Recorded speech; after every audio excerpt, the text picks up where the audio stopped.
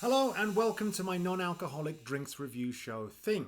A quick goodbye to those few people who heard those words in that order and buggered off as quickly as possible. You know what you like, you know what you dislike, and I respect that. I'm Greg, and in today's and hopefully future episodes, we're going to be exploring the growing world of NA beers and NA drinks in general. Now, NA is, of course, if you know, shorthand for non-alcoholic. And NA can also be used to refer to North America, which is where I am right now in the US of A, actually. What a beautiful segue that was. We will be sampling drinks that are available domestically here in the US, as well as drinks that are available globally and in the regional markets where you are. If I can get to it or it can get to me, we're going to try it. That's a bold statement. I'm going to do my best to uphold it. We are going to be checking out the latest products, seeing how companies are innovating and evolving, and generally investigating the growing market segment of non-alcoholic drinks. So what about an origin story? Well, there are many reasons that people are choosing NA drinks more and more. Maybe it's a bad experience with or a falling out of love with traditional alcoholic drinks. You know, the hangovers, the deleted scenes from the night before are getting a bit too frequent. Maybe it's a period of detox, fitness, a stint on medication, or just a medical thing in general. I know that I had the lumbago once, and after a couple of beers mixed with my medication, I thought I was Horatio Nelson. The struggle's real. And finally, one that I hear a lot, especially with the younger generation like myself,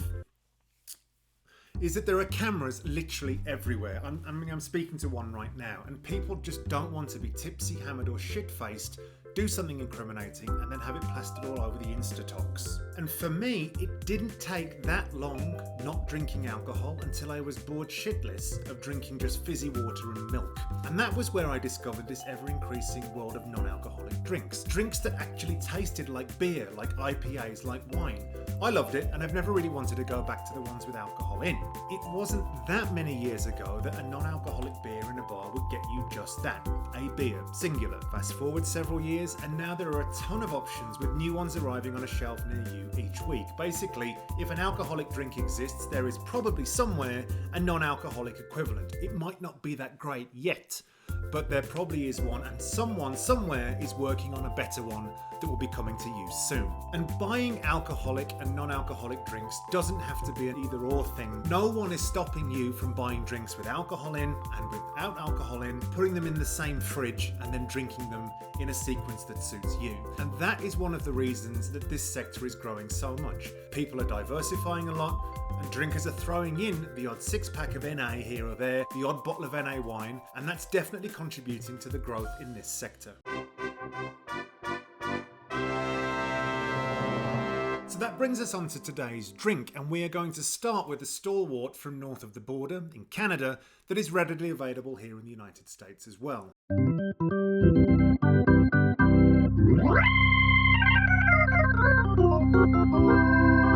Behold, I give you Partake's non-alcoholic IPA, and this is a bit of a banger. Partake are actually quite interesting. They started via a Kickstarter back in the pre-COVID days of 2017, and since then they've crafted a variety of brews, hazy IPAs, pale ales through to blondes and a pilsner, and now several seasonals as well. They are also not paying us or sponsoring us for this segment. I just really like this. The guy that started Partake, Ted Fleming, did so after being diagnosed with Crohn's disease, but he wanted to be able to continue drinking craft beers, but was equally disappointed with the choice available as I was. Now, back when I drank proper beers, the IPA was my go-to, so this is the first thing I sought out in the NA world, and I've tried a lot of IPAs, and this is probably my favourite right now. One of the first things that you see that stands out is it has a very, very low amount of alcohol, which is good, less than 0.5%. Which for you maths nerds, gold star, is greater than 0%. We will have a whole episode just around that magic 0.5, 0.5 number coming up in future episodes. What about the calories? 10 calories a can. 10. A normal IPA can have as many as 200, maybe more. So that brings us on to the tasting. What does it actually taste like? The pour.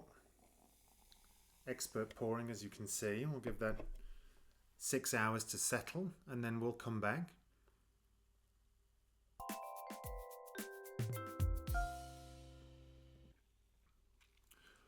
Well, unsurprisingly, it tastes a lot like an IPA. Bombshell. It's wet, which is a really good start for a drink. Very hoppy, as you'd expect, and not overly bitter. on the back end or aggressive and unsubtle like some of these can be. It's actually very balanced. It's very, very strong IPA flavour, really good. I'm not a big grapefruit fan, or a small grapefruit fan for that matter, that permeates through and carries a lot of the overall flavour. Now, as with most NAs, there is a particular flavour right down here somewhere, the alcohol. And that's the thing that for many is lacking when they drink some of these NAs. It's a flavour conspicuous by its absence, and that appears to be very hard to replicate or cover in some of the IPAs that I've had. And that's resulted in them tasting a bit bland, a bit unsophisticated, just like hoppy water, like kind of vague tasting. And with this, nothing of the sort. It's really, really well put together. If you were drinking alcoholic IPAs and you switched to one of these, you'd notice it wasn't there. If you came in cold and went straight for one of these, you probably wouldn't notice. And if you did, it wouldn't bother you because this is actually really nice. So I have to start out on this NA journey with a resounding thumbs up for the Partake IPA. I'm going to give it 9 out of 10. And it goes on to my leaderboard, if the editor, might be me, can put that up there. And it is obviously top, bottom and middle, not only by virtue of the fact it's the first beer we've sampled, so 1 of 1. This one has so far been consistent and the one that I've returned to and recommended to others again and again. Now, will it stay there? Only time will tell. If you add to that the fact it's so low in calories and has that big flavour and manages to not taste like water with a bit of hops near it, it is the total package. It's very balanced. I know I've used that word about 7 times, but that's the best word to describe it. So that's on the top of the leaderboard. And if there is something you want me to try, don't say arsenic or rat poisoning or something like that, something in line with the target of the show, which is these kind of drinks, throw that into the comments. Likewise, if you've tried this and don't like it or prefer something else by comparison, throw that in too. I'll do my best to try and track it down and we'll have it here on the tasting segment of the show.